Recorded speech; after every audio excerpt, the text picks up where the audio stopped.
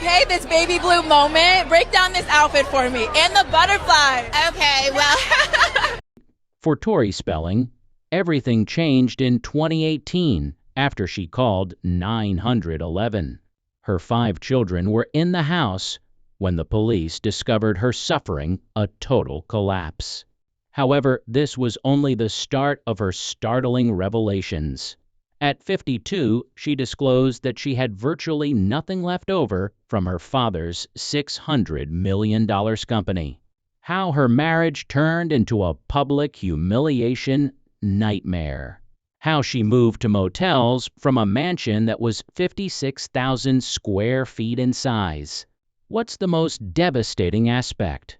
It was her teenage daughter who ultimately told her to go. This is the tale of a princess from Hollywood who lost everything. On May 16, 1973, Tori Spelling was born into a life that few could have predicted. Aaron Spelling, her father, was already establishing a television empire that would eventually reach a valuation of $600 million. Candy, her mother, aspired to be a theater star and worked hard to rise in society. Tori's grandfather gave her the middle name Davy in observance of the family's Jewish heritage. But her childhood would be anything but, even with all the luxuries. Only $800,000, a little portion of what most people anticipated, was given to Tori by Aaron's estate by the time of his death in 2006. Tori's parents purchased a piece of land that had once belonged to Bing Crosby when she was 12 years old. Candy, who loved Crosby, did not keep the house intact. She destroyed it. They constructed the Manor, the biggest private home in Los Angeles County, in its stead. The project took 6 years to complete. At the age of 17, Tori eventually moved in, entering a home that was 56,000 square feet and had about 125 rooms. There was a bowling alley, arcade, salon, gym, and bar in the basement alone, as well as a doll museum with personalized dolls of her and her mom. Fame and wealth weren't the only factors that influenced her upbringing. Violent conflict with her younger brother, Randy, was another defining feature. He was born in 1978, and although he and his siblings grew up in a mansion with full-time servants and security, they frequently quarreled as if they were living in a chaotic environment. Tori acknowledged that she had attempted to stab Randy in a 2024 podcast during a dispute using a letter opener, added that she had once used a rock to intimidate him. Randy said that when she was upset, she had the ability to change into someone else entirely. The strain to live up to her father's reputation became intolerable as she grew older. According to Tori, she never felt a part of the affluence that was all around her. She experienced severe problems with self-worth despite having private tutors and support. She was always wondering if she had to work for her success or if it was handed to her. Her mother's preoccupation with appearance simply served to raise the already extremely high expectations. Tori would experience severe financial difficulties later in life. She once claimed that having a wealthy upbringing prevented her from understanding money management. She tried to live a simpler life, but she was unable to give up her costly habits. She eventually ended up living in RVs and trailer parks, which was a startling descent for someone who had grown up in unthinkable luxury. Her acting career proceeded in odd and convoluted ways. She was just 14 years old when she portrayed Violet Bickerstaff on Saved by the Bell. During the audition, Tori revealed that the character was nerdy, bashful, and had a distinctive snort. Fans adored it. It turned out to be her first on-screen kiss with Dustin Diamond's character, Screech. Despite the little role, During that period, she even went on her first actual date with Mario Lopez. People recognized Violet even though she didn't make a comeback for the relaunch. That little part demonstrated that she has more than just connections, she had true skill. For such performance, she actually received a Young Artist Award in 1991.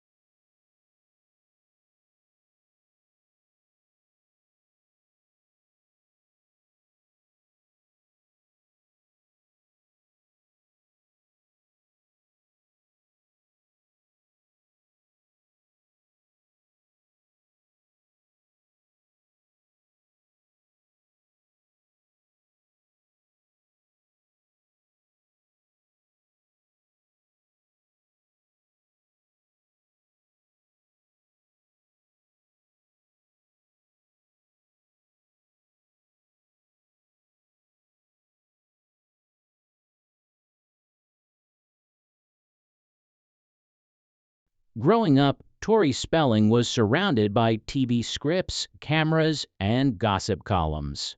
But it wasn't just the celebrity or fortune that made her early years so unique. It was the early age at which she had to begin concealing her identity. She did not use her own last name during her Beverly Hills 90,210 audition. She didn't want her identity as Aaron Spelling's daughter to be known. Nevertheless, she was cast as Donna Martin. She would become famous for that role, and for the rest of her life, it would follow her. She portrayed a kind, naive teenager with strict parents and high morals from 1990 to 2000. She became a symbol on the show because she chose to remain a virgin. Following a prom incident that almost led to her expulsion from school, fans gathered around the tagline, "Donna Martin Graduates." Donna, along with the phrase, became ingrained in popular culture. But there was a price for that fame.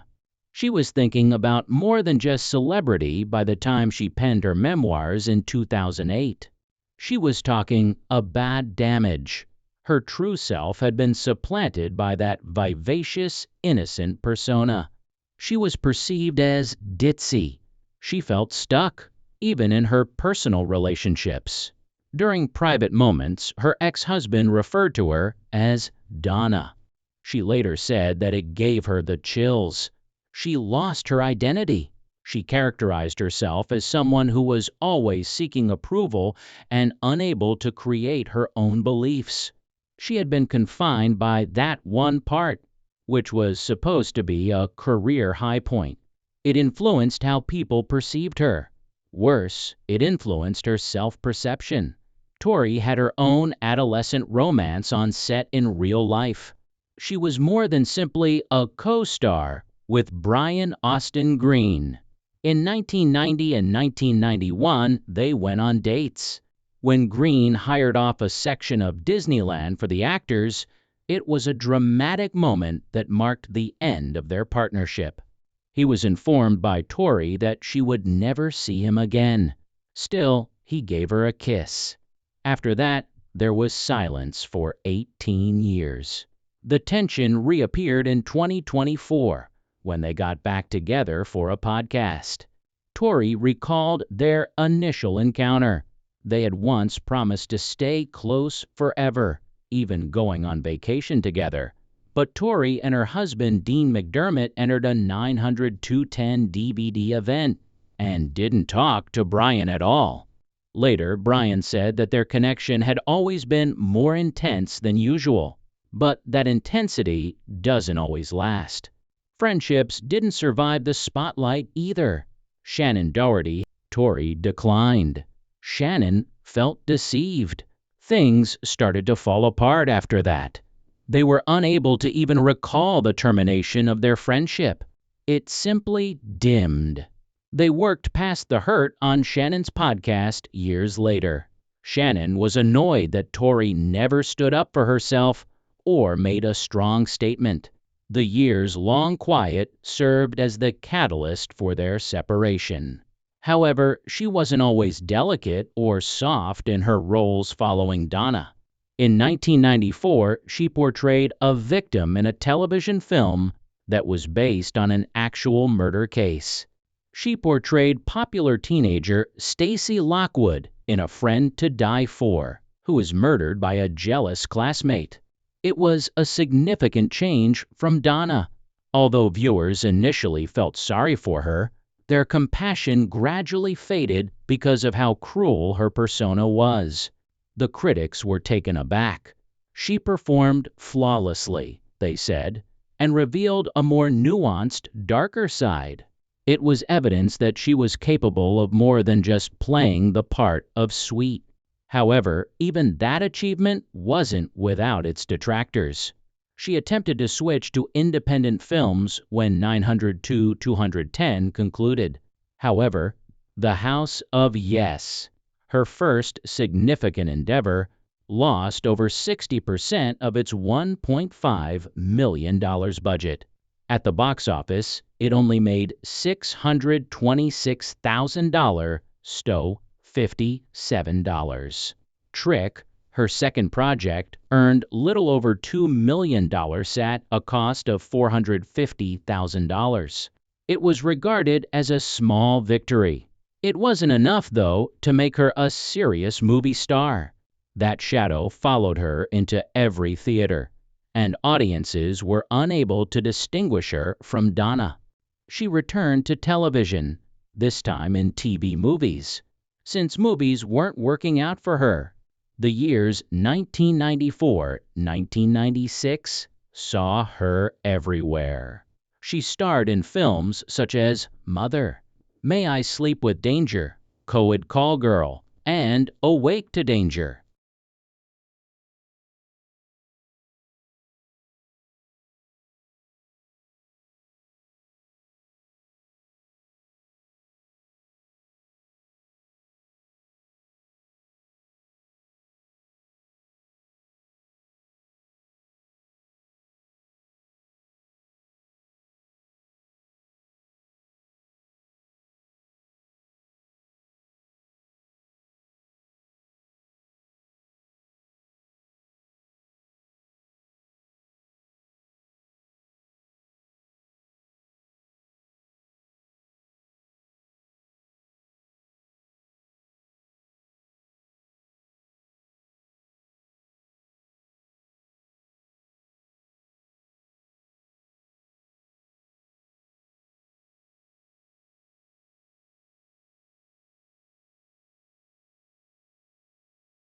She was nicknamed by the industry Queen of TV Films.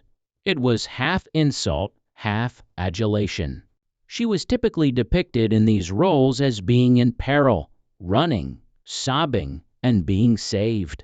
She wasn't creating anything new, even though she worked tirelessly. She was caught up in a melodramatic cycle that limited her creativity and made her popular. She made another attempt at a sitcom in 2003, thus the WB broadcast Downtown. Ratings for her role as a fashion designer were appalling. The network didn't even make the effort to broadcast every episode. She lost her chance at primetime comedy. Sitcoms were going extinct. The popularity of reality shows was rising. Additionally, Tori's career would have to follow suit. She unexpectedly entered the world of children's animation. She began providing the voice of the pirate princess in Disney Junior's Jake and the Neverland Pirates in 2011. Before being saved by Jake's crew, the character had been imprisoned and cursed. Even in this case, the spotlight had its limits. But it was a long cry from tabloid controversies. She didn't sing. For it, Disney utilized a different voice. Nevertheless, this position kept her employed, which was more crucial as her financial situation deteriorated. She had an appearance in Scary Movie 2 in 2001, Behind the scenes, turmoil reigned, but it might have been a huge break. Her father had urged her to do a planned nude scene because he believed it would advance her career, but it was later abandoned. Filming was frequently canceled by the directors after the actors had applied makeup. On set, scripts were revised. The majority of her scenes were eliminated in spite of her best attempts. She felt taken advantage of as a result. They left her out even though she gave it her all. Reality TV followed. She starred in the 2006 film So Notorious, which made fun of her own life. VA took it up after NBC rejected it.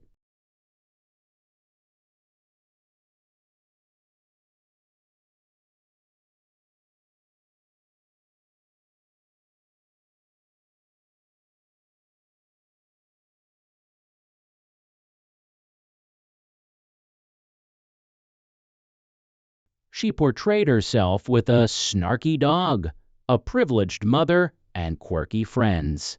Despite its short 10-episode run, critics praised it. Nevertheless, it allowed her to direct her story, something no other part offered. She laughed at herself before anyone else did. For once, she and Dean started Home Sweet Hollywood in the same year. They staked everything on gambling, including her $800,000 inheritance on a Fallbrook bed and breakfast from her father's $600 million estate. However, it was eventually discovered that they had not truly purchased the land. They rented it. From the beginning, the entire company was unstable. Tori made a daring decision to increase attention by officiating a gay wedding on television. With 1.4 million viewers, the show set new marks for Oxygen. Books weren't the only things written by Tori Spelling. She let the world pass through each damaged passageway and opened the gates to her private existence. Her first memoir was published in 2008. The term for it was storytelling, and readers were unable to put it down. It topped the New York Times bestseller list in September and remained there for 14 weeks. The following year, it even took home Bravo's A List Award for Best Celebrity Autobiography. The book didn't mince words. She wrote of how Aaron Spelling, her father, lavished her with extravagant birthday celebrations that cost more than most people's annual income. However, she also spoke of a nose job, a failed marriage, the hurt of feeling hated by her mother, and how she only had $800,000 left over from her father's estimated $500 million inheritance. Readers were astounded by that figure alone. She didn't hesitate to acknowledge that being honest could harm her relationships. And it did. But she continued to write. Her second book, Mommy Wood, was published in 2009. This woman embraced her new job as a mother. It discussed the craziness of having little children and her first C-section. However, it also exposed unpleasant aspects of her family that further distanced them from one another. At about the same time, Candy, her mother, revealed in an open letter that she had never even met Tori's 2008-born daughter, Stella. There was more warfare to come.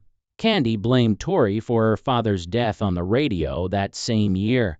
She claimed that following Tori's breakup with the family, he passed away from heartbreak. That interview was scheduled for a reason. It took place immediately following Mommy Wood's release. Despite the success of her writings, Tori felt even more alone. By 2013, the situation had deteriorated.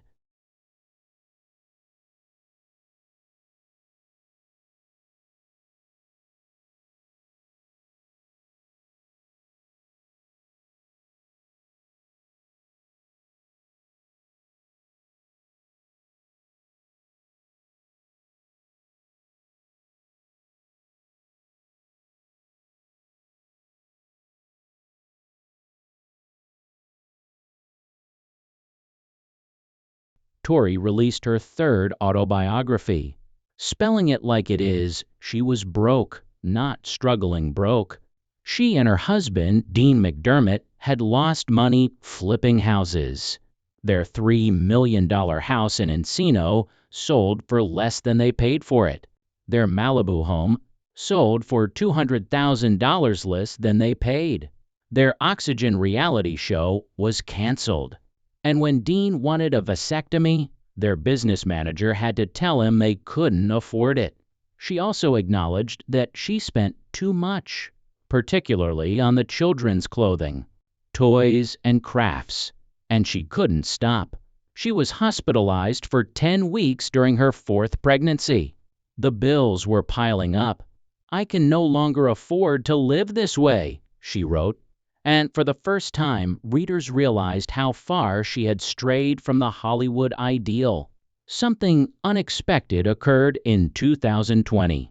Tori and Jenny Garth started a podcast called 902 2MG, which was a throwback to Beverly Hills 90210. Her lifeline was the show. Jenny hardly recalled the filming. Tori recalled all of it.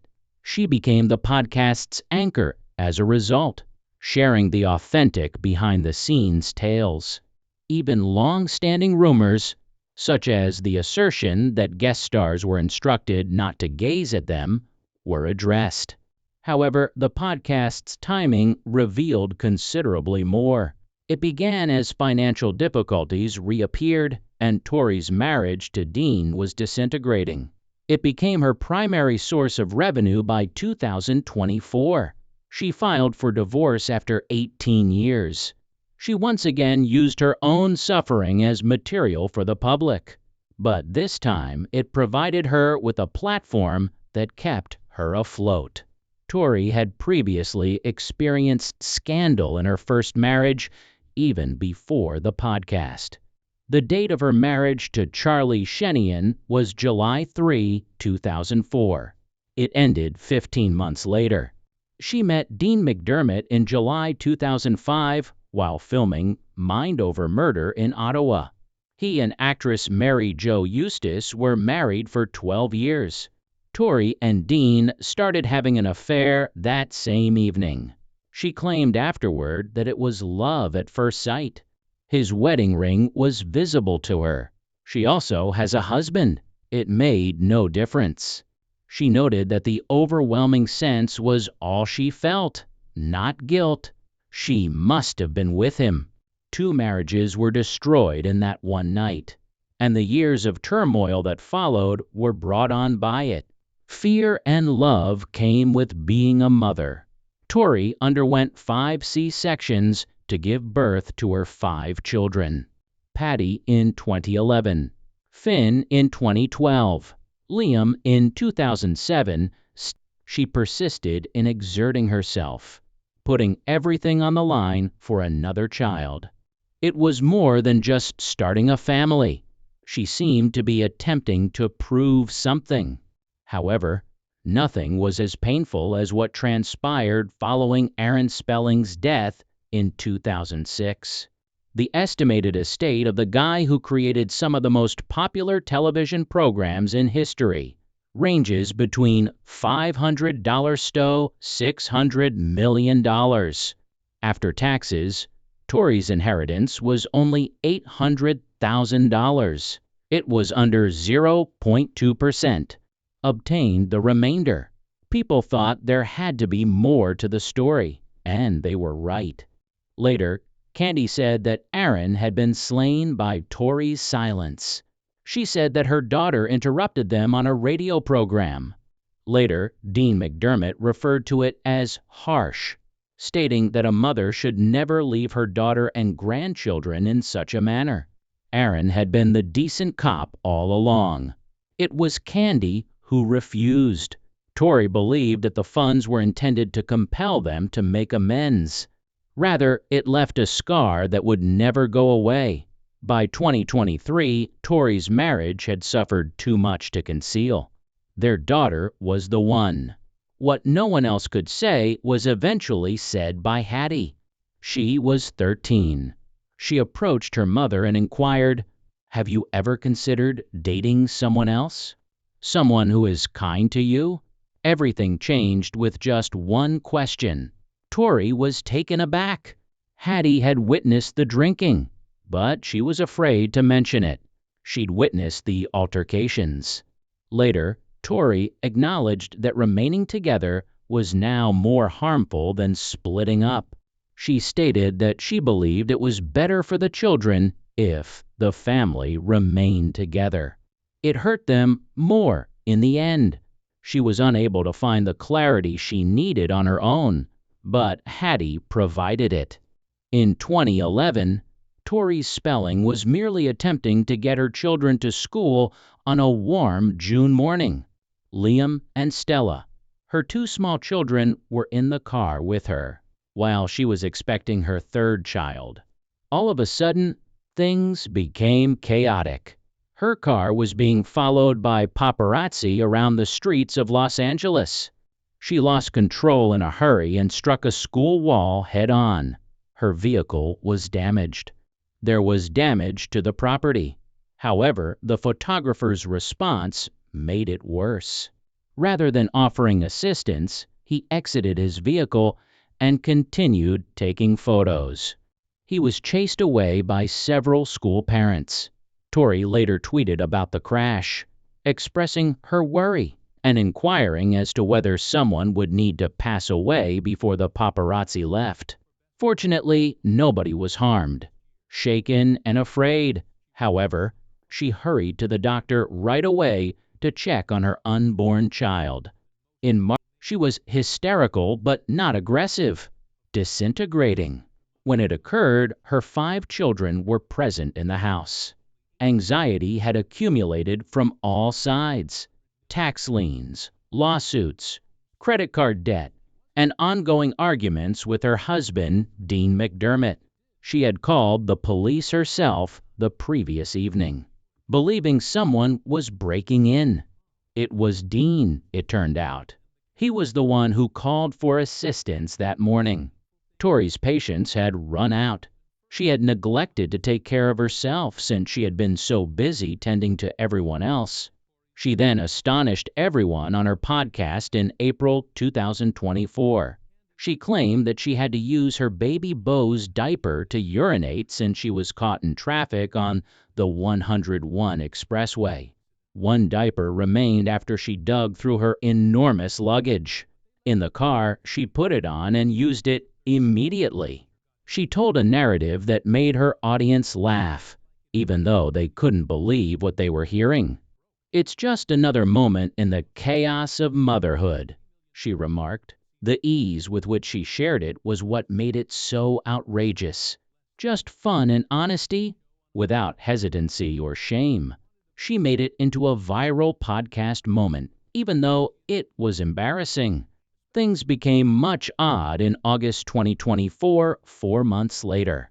In an interview with William Shatner, 93, on a podcast, Tori disclosed that her husband Dean used to refer to her as Donna Maar when they were having sex, was the moniker of her adolescent Beverly Hills 90,210 character. The show had become Dean's preoccupation, and he carried that enthusiasm into their personal lives. Despite her casual delivery, the audience was taken aback as the two discussed intimate subjects like sex films, enemas, and OnlyFans. The episode swiftly became awkward. Tori didn't mince words. Shatner simply listened, having known her since infancy. It was less like a podcast from a mother of 5 and more like a shock jock radio show. However, money was the true issue behind the ludicrous events. Tori and Dean were issued with a $259, $108.23 tax lien by the state of California in July 2016 for unpaid taxes. American Express filed a $37,981.97 lawsuit against them at about the same time. 3 months later, Amex filed a second lawsuit for $87. $595.55 in a different account. Later in 2019, Tori acknowledged that she had never been taught how to manage money. Since she was 18, she had always depended on business managers.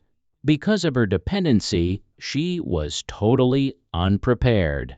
The bills continued to mount despite her income from projects like Mystery Girls. A $600, $1 million family fortune was brutally lost.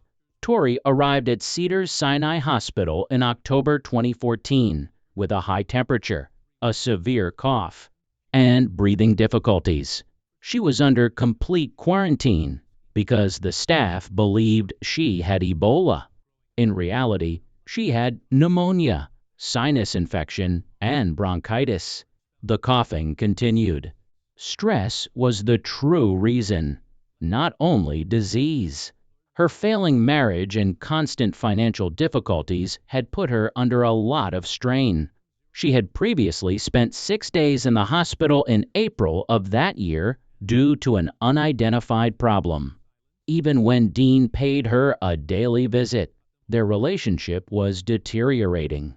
The weight of her emotions was causing her body to collapse. She disclosed something in April 2024 that was more profound than wealth or notoriety. She expressed regret for declining Playboy's offers. Now that she was 51, she felt that she had lost her opportunity, but it went beyond simple posing. After years of insecurity, it was about taking back her body. She discussed a sex tape that nearly leaked. She added that her sole concern was if she looked nice in it when asked if she was worried. Her self-perception was summed up in that little remark. Her confidence had been harmed for years by being cast as the virgin and growing up as the producer's daughter. She felt as though the opportunity had already passed by the time she was prepared to take ownership of her body. Tori claims that she is prepared for anything in 2025. She claims that her DNA is designed to withstand a global conflict. She focuses on healing and co-parenting. She is working on her image and has confirmed that she will be attending 90s Con in March, where she will be reunited with her former castmates from 9 or 2 Un. She even made reference to the lack of 2 attractive members, most likely in reference to Luke Perry. She's still processing the agony, though, despite the grins.